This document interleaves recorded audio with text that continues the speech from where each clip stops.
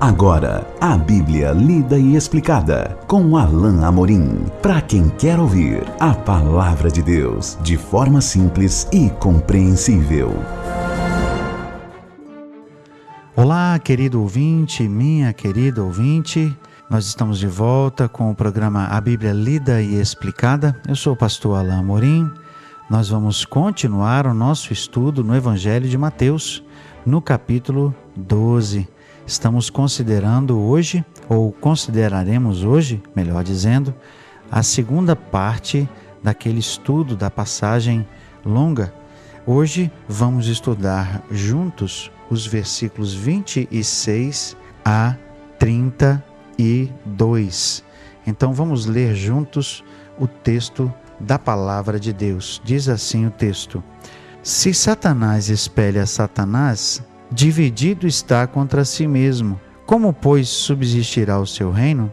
E se eu expulso demônios por Beelzebu, por quem expulsam vossos filhos? Por isso eles mesmos serão os vossos juízes. Se, porém, eu expulso demônios pelo Espírito de Deus, certamente é chegado o reino de Deus sobre vós. Ou como pode alguém entrar na casa do valente e roubar-lhe os bens sem primeiro amarrá-lo? E então lhe saqueará a casa. Quem não é por mim, é contra mim. Quem comigo não ajunta, espalha.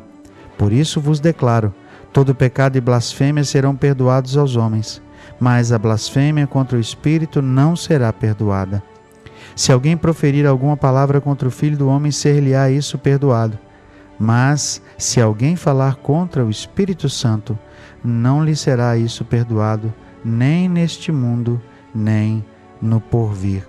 Jesus adota um tom um tanto mais duro para o seu discurso, e nós vemos aqui a implicação daquilo que Jesus estava tentando explicar para a multidão, para que eles pudessem compreender o que estava realmente acontecendo. Jesus usa como ocasião a própria fala dos fariseus e ele canaliza a sua reação a essa acusação infame de que ele estava sendo possuído pelo poder de Satanás para fazer a obra de Deus, uma acusação sem dúvida absurda, e ele usa essa acusação como plano, ou seja, como base para que ele possa explicar sobre a real motivação e o real poder que estava por trás daquilo que ele estava fazendo, e ele então traz para aqueles líderes judeus e para quem os estava seguindo o perigo e o juízo de Deus com relação às suas próprias obras. Ou seja, o que nós temos aqui é um contraste da obra de Jesus e do reconhecimento do poder de Deus por trás dessas obras e das obras dos fariseus e daqueles que o estavam acusando e do que estava por trás dessas obras. Muito bem, Jesus diz no verso 16, se Satanás espelha Satanás, dividido está contra si mesmo. Jesus aponta para o fato de que Satanás estaria agindo contra si mesmo, ou seja, ele não estaria levando adiante a sua missão, mas estaria subvertendo a sua própria missão se ele estivesse expelindo os demônios pelo seu próprio poder. Ou seja, era absurdo pensar que Satanás faria isso, que ele faria algo que pudesse prejudicar a sua própria missão. Assim como era absurdo atribuir a Jesus a acusação de estar expelindo demônios pelo poder do próprio demônio, o maioral dos demônios, Beelzebu. Mas Jesus conhecia os seus pensamentos, diz o texto no verso 25, e diz que todo o reino, no verso 25 ele diz que conhecia os pensamentos, mas no verso 27 ele arrasou: se eu expulso demônios por Beelzebu, por quem expulsam os vossos filhos?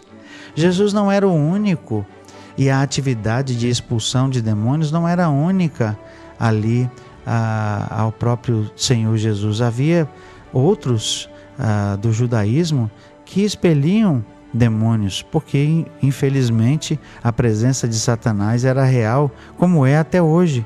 E nós podemos aprender algumas coisas aqui também sobre essa atividade de expulsão de demônios.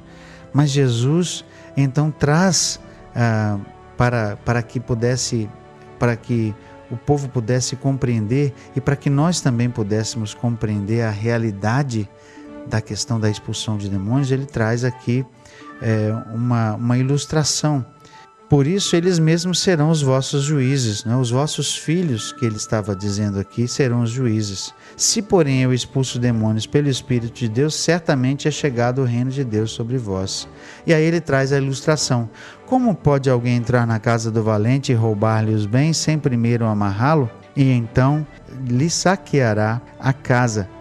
Quem não é por mim é contra mim, e quem comigo não ajunta, espalha. Jesus aqui usa a ilustração do homem forte, do valente, que é imobilizado, amarrado, essa é a expressão aqui, para que a sua casa seja saqueada. E nós vemos aqui a realidade espiritual do que Jesus estava fazendo. O poder de Jesus, a partir daquele momento, seria algo que inibiria e limitaria o poder do próprio Satanás. O que nós vemos aqui é uma realidade até hoje, mas essa realidade é abusada. E nós vemos hoje em alguns contextos, em algumas igrejas, algo que a Bíblia jamais demonstrou como exemplo e como modelo para a expulsão ou para a atividade de expulsão mesmo de demônios. Hoje, infelizmente, as pessoas muitas vezes são expostas, muitas vezes pastores, líderes, até colocam o microfone à boca dessas pessoas supostamente endemoniadas para que o próprio demônio ali tenha voz e possa conversar e falar, e essas pessoas são expostas como se esse texto aqui desse ocasião para que a pessoa fosse então colocada à frente, muitas vezes colocada de joelho, num simbolismo de que estariam ali amarrando Satanás. Não é disso que esse versículo trata, não é isso que esse versículo ensina. Esse texto, na verdade, ensina que Satanás, com a presença de Jesus, com a vinda, com a chegada do reino de Deus por meio de Jesus, e a partir daquele momento já teria o seu poder limitado. Não era preciso fazer nenhum tipo de exposição, e não é preciso fazer nenhum tipo de exposição de qualquer pessoa. O que é preciso fazer é que, em nome de Jesus, o demônio seja expelido e pronto. Não é preciso nenhum tipo de alarde, nenhum tipo de balbúrdia, nenhum tipo de exposição da pessoa, porque é algo que certamente traz vexame, é algo vexatório. Muitas vezes esses pastores, esses líderes estão pensando que ali eles estão expondo o demônio à vergonha. E não é nada disso. Na verdade, eles estão expondo aquelas pessoas. Jesus tinha misericórdia daquelas pessoas. Veja que o texto diz claramente que no momento em que aquele homem foi apresentado a Jesus, o texto simplesmente diz que ele o curou. Jesus não quis conversa, Jesus não fez alarde, Jesus não expôs aquele homem ao público, ele o curou imediatamente, porque esse era o interesse de Jesus. Jesus entendia que a possessão pelo demônio era algo humilhante, era algo que trazia mal, e não era interesse de Jesus expor aquela pessoa e nem tampouco tentar fazer algum tipo de chacota com Satanás. Pelo contrário, a intenção de Jesus sempre foi de mostrar misericórdia, e ele imediatamente expeliu o demônio. Essa deveria ser a postura que nós deveríamos ver e devemos ver quando por acaso tivermos algum tipo de embate com essas situações. É que a pessoa seja imediatamente colocada num ambiente em que alguém possa orar por ela e possa expulsar a presença do demônio daquela vida imediatamente, para que a graça de Deus, para que a misericórdia de Deus seja exercida e seja manifestada, e não que aquela pessoa seja alvo de de espetáculo público, como muitas vezes nós vemos aí, e usam inclusive esse texto de amarrar o homem forte como um texto que prevê esse tipo de atitude. O texto continua a dizer assim, então, verso 30, quem não é por mim é contra mim, quem comigo não ajunta espalha. Por isso vos declaro, todo pecado e blasfêmia serão perdoados aos homens, mas a blasfêmia contra o Espírito não será perdoada. Se alguém proferir alguma palavra contra o Filho do Homem, ser-lhe-á isso perdoado, mas se alguém falar contra o Espírito Santo, não lhe será isso perdoado, nem nesse mundo e nem no porvir. Dando destaque à realidade do que estava acontecendo, Jesus estava dizendo, eu tenho poder para limitar o poder do próprio Satanás, e era o que Jesus estava fazendo.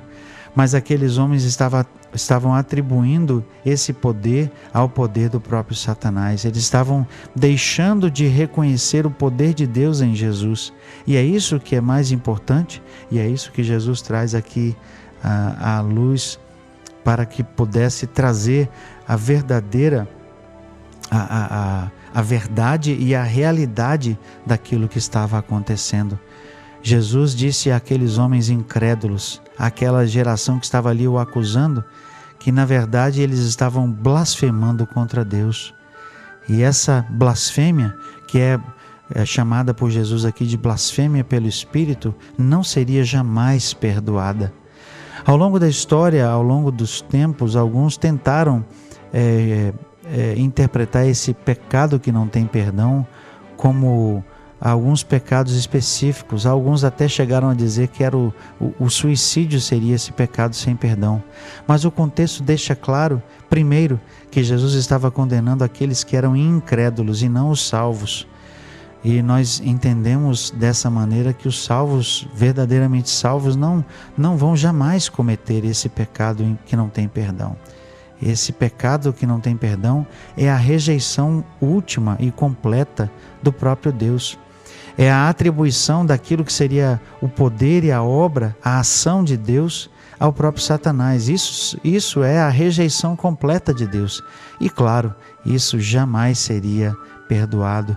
Esses que estão cometendo esse pecado aqui que não tem perdão, na verdade são pessoas céticas, são pessoas que jamais crerão em Deus, são pessoas que cheias de inveja, cheias de porfia, cheias de pecado, do seu próprio pecado, rejeitam a Deus de tal maneira que incitam outros a também rejeitá-lo. Era isso que esses fariseus estavam fazendo, e era isso que todos esses estavam dizendo aqui ao atribuir a Satanás e ao espírito de Beelzebu a própria ação de Deus em Jesus, que se dava pelo poder do Espírito de Deus.